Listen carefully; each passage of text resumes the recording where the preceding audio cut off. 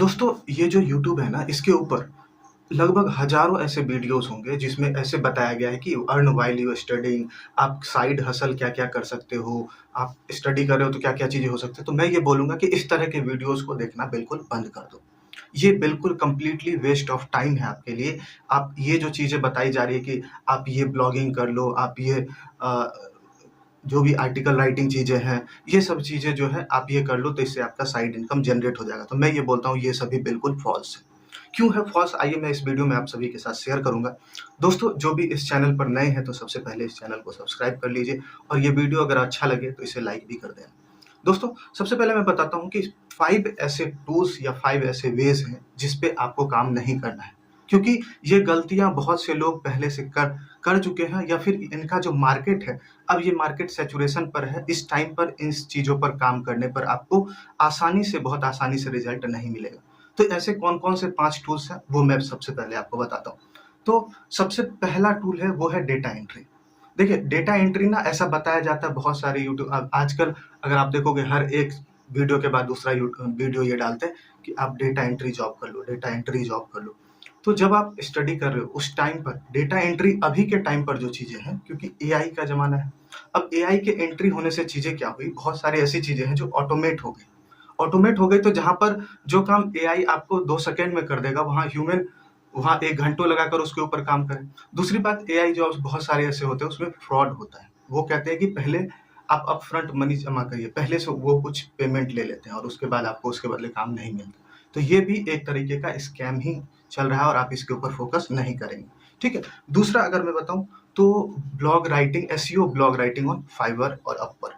चीज़ें क्या है कि अब ये सभी चीज़ें जो है वो सैचुरेट हो चुकी है। सैचुरेट का मतलब क्या है कि अगर ऐसा सपोज़ करिए जैसे आप कोई पर्सन है और आप चाहते हैं कि आपके कंपनी के लिए कोई काम करे। तो काम करे तो वो कैसे बंदे को ढूँढेगा? जिसके पास एक्सपीरियंस हो और अच्छे ब्लॉग राइटिंग की कैपेसिटी हो। अगर आप एक न्यू पर्सन हो, एज़ अ स्टूडेंट हो और आप उसके ऊपर काम करना चाहते हो फाइवर या अपवर्क के ऊपर, तो आपके पास तो उतनी एक्सपीरियंस है नहीं और अभी ये मार्केट सैचुरेट हो चुका है। मतलब इतने सारे लोग आ चुके हैं उसके अंदर, इतनी ज़्यादा प्रोफाइल्स क्रिएट हो चुके हैं, इतने ज़्यादा एक्सपीरियंस्ड लोग उसके अंदर आ गए हैं कि सारे जो गिग हैं, मतलब जो भी चीज़ें आ जाती हैं, वो सभी वो लोग उठाकर लेके चले जाते हैं। तो जो न्यू पर्सन है, उसे तो ये चीज़ें नहीं मिली। तो ये बात मैंने बताई कि ये चीज़ें अब सैचुरेट हो गई। अगर आप इस पे काम करते हो यानी कि आप टाइम वेस्ट करते हो, उस पे काम करना अब बहुत ज़्यादा इफ़ेक्टिव नहीं है, तो ये चीज़ ध्यान रखेंगे। नेक्स्ट मैं थर्ड बताऊँ तो वो है ऑनलाइन सर्विस। बहुत सारे ऐसे वीडियोज़ आप देखते होंगे यूट्यूब पे जो ये बताते हैं कि आप ऑनलाइन ये सर्वे कर लो, ये सर्वे कर लो, इस पे आप फॉर्म फिल कर लो, ये चीज़ें होंगी। तो आपको ध्यान देना है, आप मोस्ट ऑफ द केस में ऐसा देखोगे कि जहाँ पर आप घंटों-घंटों समय लगाओगे और उस पे आपके अर्निंग होगी $1, $2, ₹120, ₹30, इस तरीके से। तो ये टाइम बचाने का नहीं हुआ, ये टाइम हो गया वेस्ट करना, ठीक है? और दूसरी बात क्या है कि आप बहुत सारे ऐसे सर्वेस होंगे जहाँ पर आप फॉर्म फिल करोगे और लास्ट स्टेप जाते-जाते जैसे लास्ट स्टेप पे पहुँचोगे बोलेगा आपका इनवैलिड हो गया, आप एलिजिबल नहीं हो। ऐसी चीज़ें आपको देखने को मिलेंगी, तो इतना मेहनत आपका उसके ऊपर बर्बाद हो जाएगी, ठीक? नेक्स्ट और जो फोर्थ है वो है फेसलेस एआई चैनल। आजकल मैं जहाँ देख रहा हूँ उस यूट्यूब वीडियो पे रिकमेंड कर रहे हैं faceless AI channel, faceless AI channel.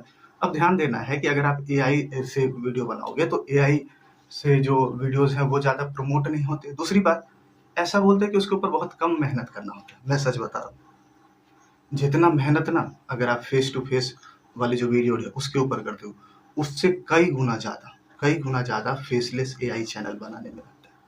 दूसरी बात, अगर लगातार आप चीज़ें कॉपीड कंटेंट बनाओगे तो वहाँ पर क्या होगा? तो कॉपीड कंटेंट में आप ये देखोगे कि जो यूट्यूब है उसे बैन कर देता, बैन नहीं, उसे आगे और प्रमोट नहीं करता, तो उसपे व्यूज़ नहीं आएँगे। तो ये चीज़ें दिक्कत आपको देखने को मिल सकती है और दूसरी बात, इसमें बहुत ज़्यादा मेहनत लगता है। शुरुआत में इसके ऊपर बहुत ज़्यादा आपको काम करना पड़ेगा। इसकी जो यूट्यूब के अंदर जो टर्मिनोलॉजीज़ हैं, इसके थंबनेल है, बहुत सारे इसके अंदर प्रोसेस हैं, तभी जाकर आप उस पे रीच गेन कर पाओगे। तो इस चीज़ को ध्यान देखना है। यानी कि अगर आप स्टूडेंट हो तो इन सब चीज़ों पर आपको काम नहीं करना है अभी। अभी आपको मेन फ़ोकस कुछ और है, मेन प्रायोरिटी है आपका जो चीज़ें आप जिस चीज़ के ऊपर काम कर रहे हो, पढ़ाई कर रहे हो, उसे कंप्लीट करना, ठीक है? और मैं बताऊँ तो फिफ्थ जो है वो है ज़ीरो बजट ड्रॉप शिपिंग। देखिए, ज़ीरो बजट ड्रॉप शिपिंग जो है ना, ये एक मिथ है। मतलब बहुत सारे लोग यूट्यूब के ऊपर चैलेंज करते हैं कि मैंने ये किया, इस तरीके से फ्री में बना लिया, क्या अकाउंट बना लिया अभी ड्रॉप शिपिंग के लिए जो अकाउंट है शॉपिफाई पर, उस पर बना लिया, उससे फिर कनेक्ट कर दिया रोपोसो से या फिर मीशो से, और फिर वहाँ से मैंने सेल जनरेट कर दिया। ऐसे करने वाले बहुत सारे लोग हैं। इस तरीके से जो फ्री चीज़ें बता रहे जा रहा है ना, उस वीडियो को कितने लोगों ने देखा? लाखों लोगों ने देखा। 5-10 हज़ार लोगों ने उसके ऊपर इम्प्लीमेंट भी किया होगा। तो इतने अकाउंट्स तो पहले से बन चुके हैं। अब जिस प्रोडक्ट के ऊपर काम करोगे उतने प्रोडक्ट्स हो चुके हैं। अब यहाँ पर जो जनरेट करता है ना सेल, रियल में जो अर्निंग कर रहा है, वो वहाँ पर करता है क्या? तो वहाँ पर वो एड्स चलवाता है उन चीज़ों के ऊपर जो काम कर रही होती है।